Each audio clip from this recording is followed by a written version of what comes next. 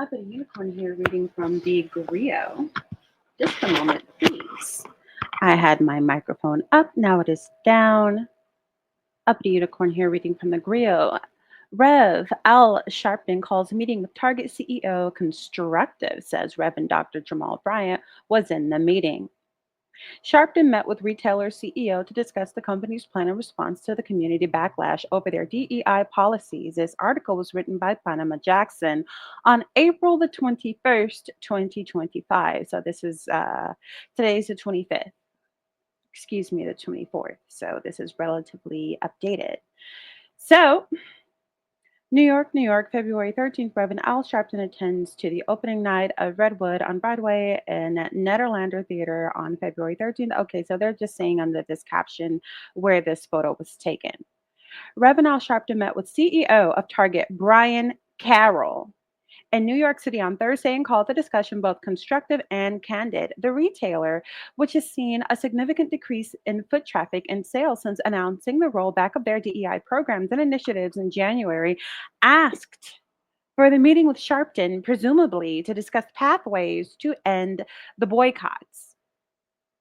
While Sharpton has not called for a boycott of the retailer, the Reverend Dr. Jamal Bryant, the senior pastor at New Birth Missionary Baptist Church in Atlanta, Georgia, has been spearheading a boycott called the Target Fast, which has led to the downward impact on Target's sales and stock prices. Side note, people were boycotting Target before Jamal Bryant's fast. That boycott absolutely or allegedly informed his fast. Back to the article here. Through a statement posted on the National Action Network's NAN Instagram page, Sharpton initially shared the following message about the meeting. This morning, I had a very constructive and candid meeting with Brian Cornell. Okay, so that says Cornell, but his name is Brian Carroll, I believe. That included NAN National Board Chair Dr. W. Franklin Richardson and NAN Senior Advisor Kara Wallace. I am going to inform our allies, including Reverend Dr. Jamal Bryant, of our discussion, what my feelings are, and we will go from there. In a subsequent statement issued by the NAN, Sharpton presented the meeting differently and seemingly in a response to backlash over questions about whether or not Reverend Bryant was actually in the meeting with the Target CEO. According to the NAN statement, NAN, Sharpton pointed out that he and Reverend Bryant are aligned, and he now says Rev Bryant was actually present when the Target CEO met with him in New York City on Thursday. Quote, I'm glad to see some of the initial confusion has been cleared up, says Reverend Bryant.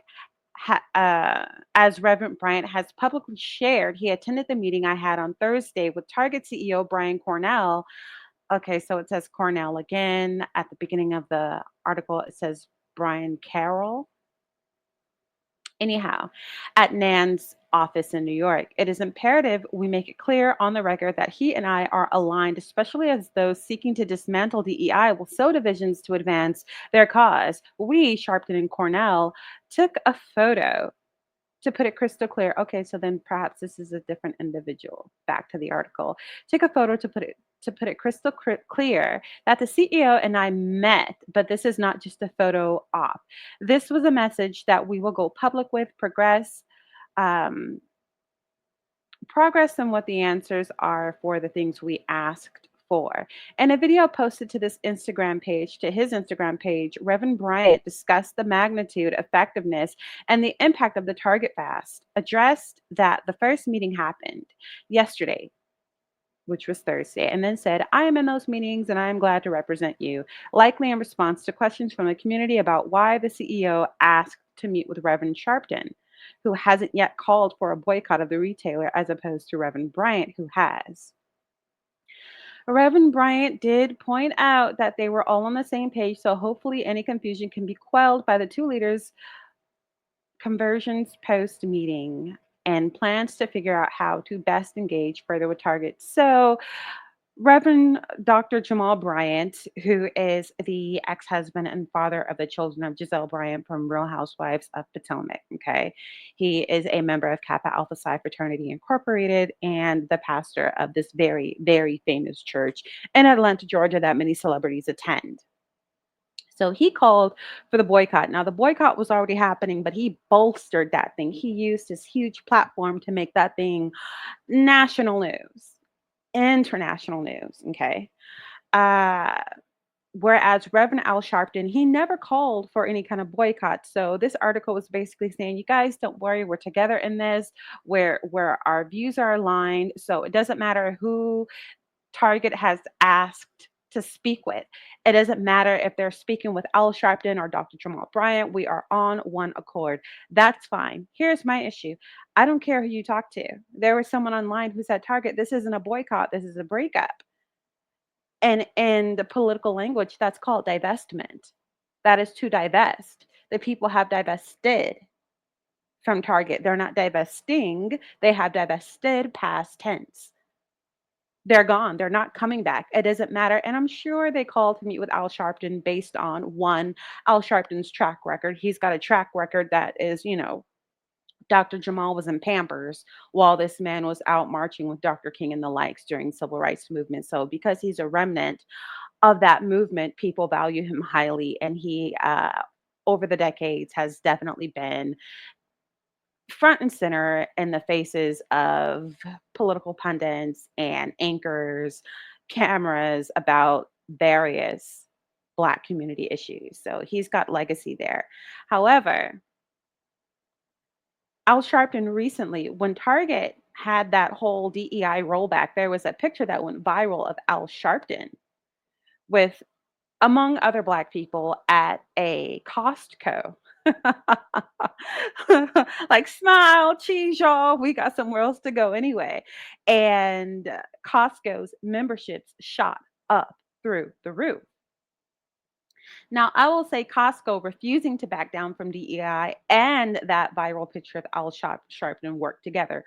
I don't believe that Al Sharpton caused this on his own, this spark, this spike in Costco membership. By the way, I'm a huge Costco fan, living in the Pacific Northwest and Seattle, Washington. So uh, I was also a fan of Target. As you know, Black people have lovingly named Target Target. Okay. And we've been doing that since something like the late 80s. So, that relationship with Target was strong and it was long. And for this whole DEI rollback thing to happen has been a slap in the face after they endorsed Tabitha and promised so many things related to police brutality, Black people, George Floyd. I digress. I don't care who Target talks to. I don't care who Brian, Carol, Cornell, whoever it is. I don't care who they speak with. There's still to this day not been an apology and, oh, we're stepping away from DEI. It's just like, look, we are anti-Black, but how do we get your Black dollars back? According to me, in my opinion, in my interpretation, it's just my opinion. And this is for, it's just an opinion. These are my allegations. These are the conclusions that I've come to. I don't care who they talk to. I don't care if they talk to Jamal. I don't care if they talk to Al. I am done. I've lost my need for Target. Growing up, and I can remember being in, middle school and high school and all these different things. We were back and forth to Target or sitting in my mom's, big red van alone while everybody else is in the store and I'm listening to my music on the radio or something. Like, I've lost my need.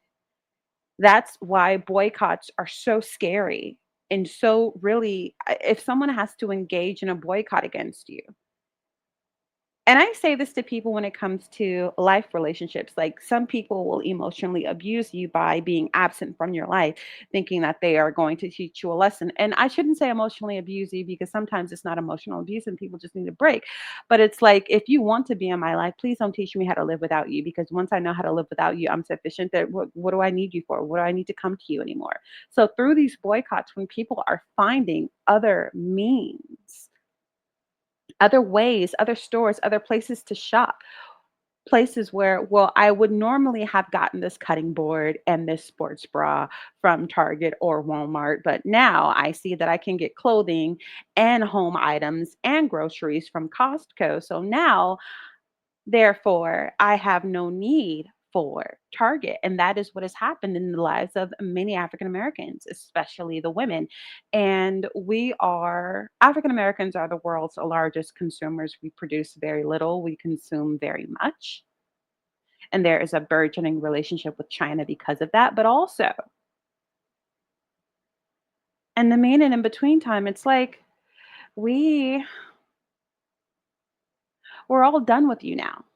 You forced our hand. You had a great relationship with, I mean, we were loving all the Tabitha things, the Tabitha Brown things, her little Afro pick cutting boards and whatnot. Target was part of the community. But when you come out with this DEI rollback, which to us, whether it's tantamount or not, to us, it's like pulling out a great big Confederate flag. And you saying, well, can you get along with our Confederate flag and still shop here? Can you do it? And the answer is no, we cannot. No, we can't. So at this point, I don't know what Dr. Jamal and Al Sharpton can really do for you. I mean, you would have to do a lot for the African American community that really honestly wouldn't it wouldn't help you out at all immediately. In fact, you might take a financial loss before you get us walking back through those doors. But me personally, and not even just me personally, African American women, we outnumber Black men by millions. So truly, we are the consumers. And I don't know how many African American men you see in Target, but women in general, in most ethnic groups, the women are doing the home shopping. It's not that men don't; it's that women do it the most. So I mean, between being fired for hairstyles and all kinds of things Black women have had to go through that DEI is supposed to help us with, us in specific, like you've got two Black men that you're talking to, and it's the Black women who drive shopping at Target. It is our issues and our needs and our households that we run, right? You talk about the CDC and how many African American women are running households and how many female led, single parent, single mother households there are in African America. We don't. I mean, well, here, let me be fair because Dr. Jamal Bryant is a reverend. So he's a pastor at a church. And churches, Black churches, are predominantly female. So perhaps he is the liaison of African American lady interests. But I'm just saying, from my own perspective, there's no longer a need for Target. Like, Target really chopped off their noses to spite their face. Like, you needed that nose. It was on your own face, dude. What This was not well thought out. And so many people kind of jumped to align with this Trump kind of thing. I've got to praise Harvard for holding down the fort and refusing to cave in, unlike the University Columbia did. And now the Big Ten universities have gathered behind Harvard and have agreed that if the government comes for any of us, how any of us teach, what any of us teach, we are all acting on one accord. And that is very personal to me because I graduated from a Big Ten university, as in there are 10 specific universities that have bonded together. And one of them is my alma mater. So I am proud in that regard. But let me know what you think below. Will Al Sharpton change your mind about Starbucks? Ooh, Freudian slip. Will Al Sharpton or Dr. Jamal Bryant, will they change your mind about Target? Will you be shopping at Target based on what they do or don't say? Because I'm interested in what they would come up with at the table. Like if they sat at the table with Target and said, not only are we reinstating DEI, but we are getting rid of this CEO. We are hiring a Black lady CEO. We're doing X and Y and Z, and we are going to, whatever Costco did, we're going to do Costco to the nth power. Will you come back?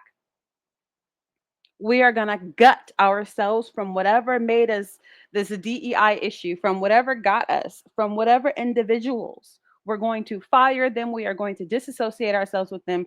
We're essentially going to gut whatever the system was that put us in this place. And now you run it. Will you come back? I don't see anything less than that. being worth returning to Target for, because again, there's Costco. There's Loyal, Doyle, Costco. And Costco has a mean, I mean, my girl Poe's nasty. I mean, Costco has a mean track record of, look, we're overpaying our people. We gonna pay these people on the floor. What forget you when you're 7.25 and you're $11 an hour. What do you mean $15 an hour? We're paying our cashiers $27 an hour. We're paying the people walking the floor $27. Oh, they got full health coverage. Oh, our farmers are this, are that, where we're sourcing these ducks from quack, quack, Aflac. Oh, no, we're giving people their dignity, honor, and respect. Oh, no, these things are clean. When I tell you I come from the Pacific Northwest, and what is significant about coming from here is that Asians here are not a minority.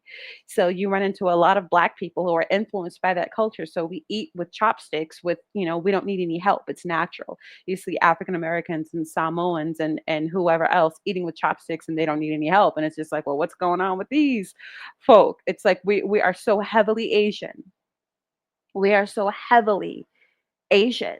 And Asian people are very, very fickle, especially when you're getting to the Japanese and the Korean and these East Asians are very fickle about where they're willing to get their groceries from.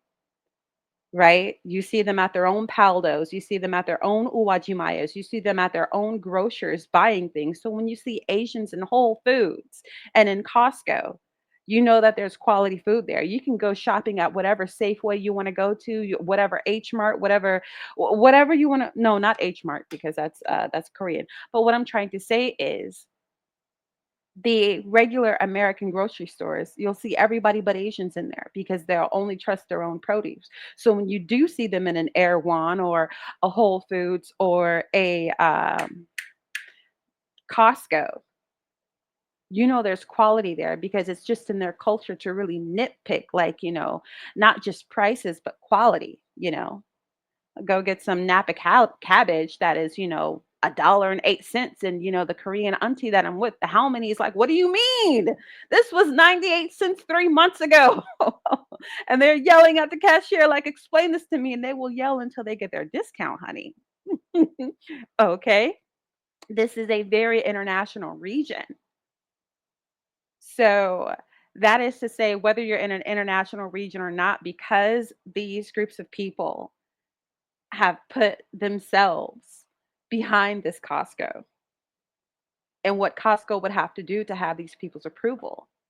In this specific area, it's just like how, maybe with Black people, for example, if are you guys familiar with crumble cookie? There are so many Black people who have tried crumble cookie and they're like, oh, this is disgusting because Black people, allegedly we have superior taste buds and we have excellent food.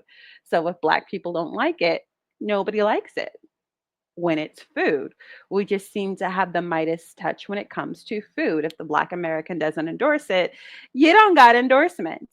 Right. So similar, or like music, if the Black American, you bring over all the Tylas and all the Burna Boys and all the whoever and the Ed Sheerans, you force them to make music with African Americans and you put Ed Sheeran on stage with Beyonce and with Mary J. Blige, these blue-eyed soul people so that they can leap off that platform because there's something about this Black American approval. So I say that to say this: when it comes to grocers, when you get that Asian approval, when you get that Korean, Japanese approval, it's like, all right, this store is it right here. I can feed this to my kids. I can feed this to my elderly. I ain't got to worry about, this stuff is clean. It's good. It's noble. It's farm to house. It's farm to mouth. It's farm to kitchen fresh. I don't have to worry about these things. They have that same Midas touch. And Costco has that from the Asian community. So then what are you here for, Target? Do we need you, Target? Or do we just need to build a crap ton more cost goes and your store just disappears along with Kmart and Toys R Us and you just kind of become a thing of the past? So I can't think of anything that Target would be able to do that is less than gutting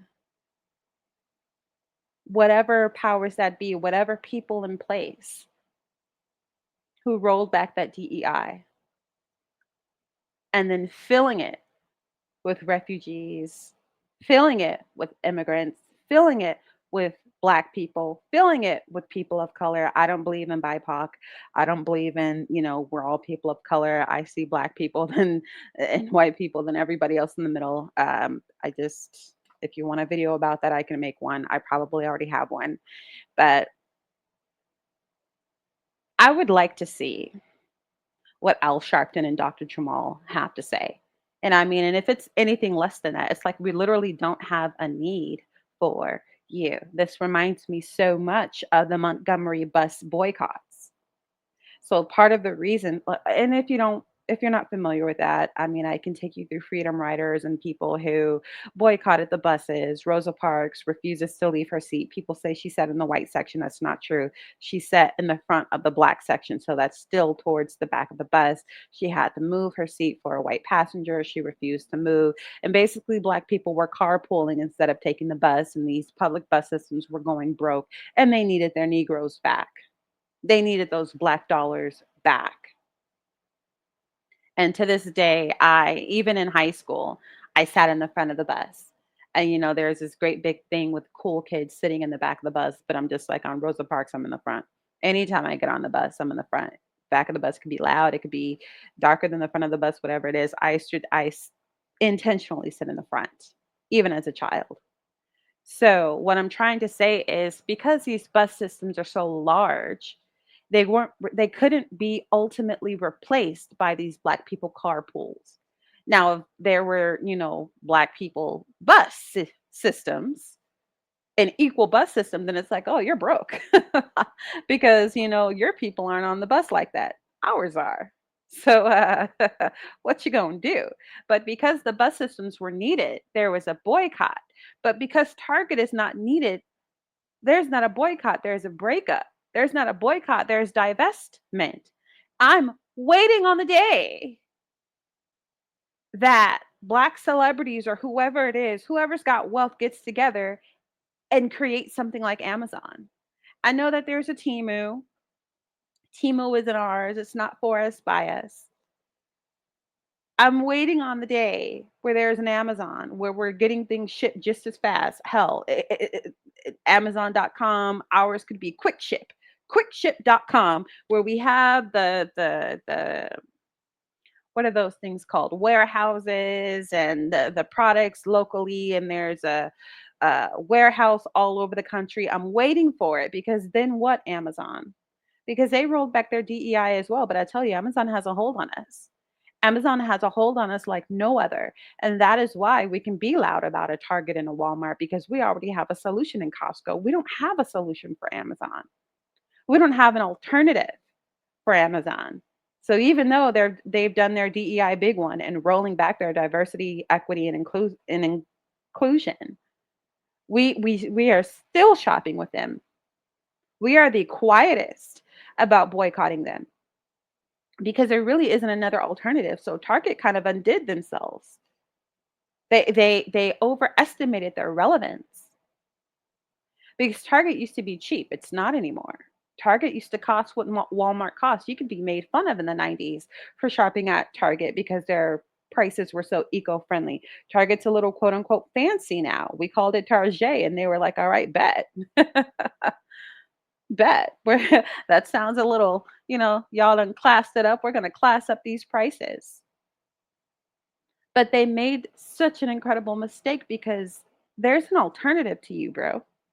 We don't actually need you. We don't actually rely on you. We don't actually depend on you.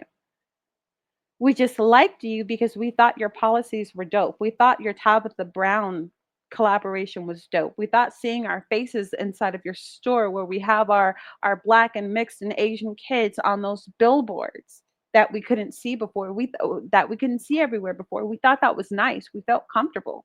And you took that away. There is an entire alternative to you that is their checks and balances when it comes to quality is, well, allegedly higher than yours. I'll leave that to the Asian community to decide.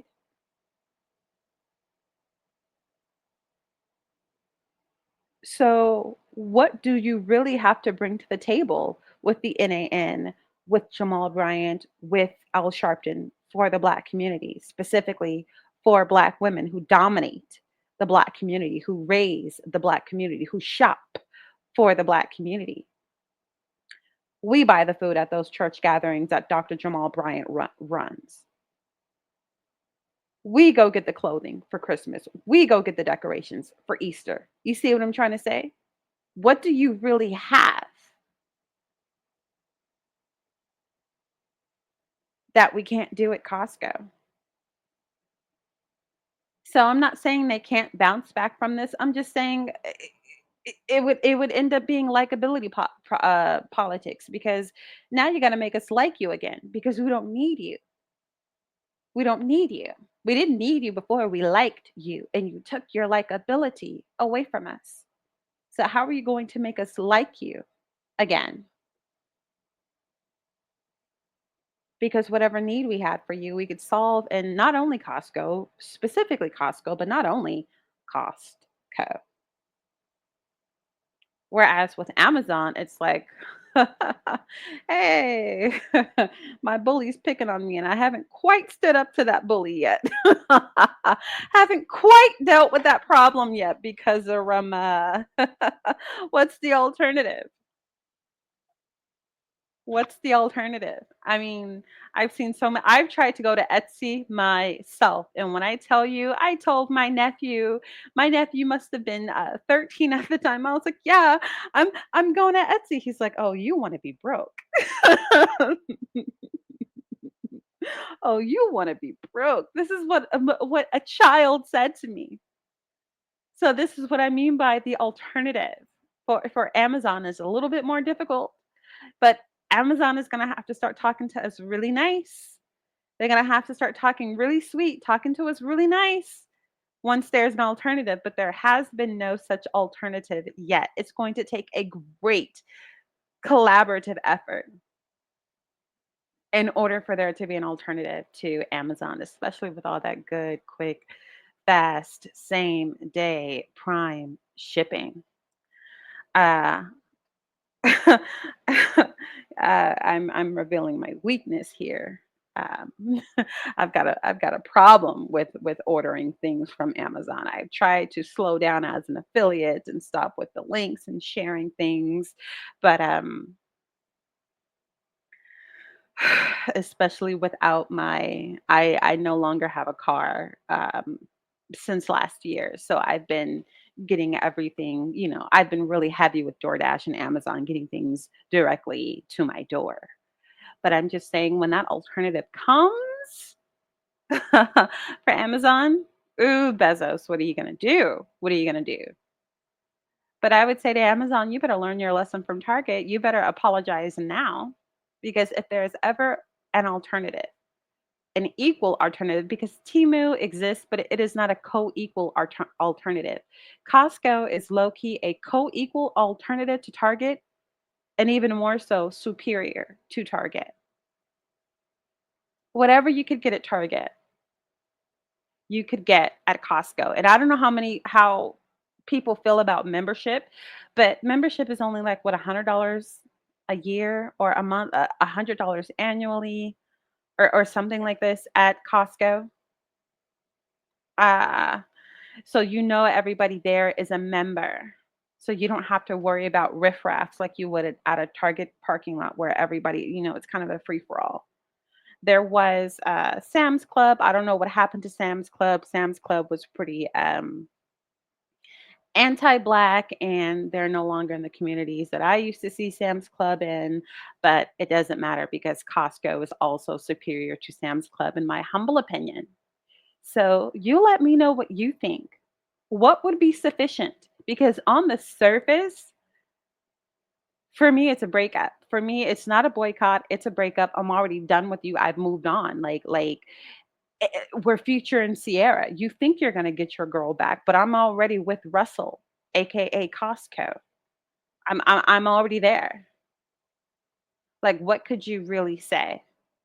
So if there's something that they can do for you, you let me know in the comment section, because I can't see anything, but I can't see much.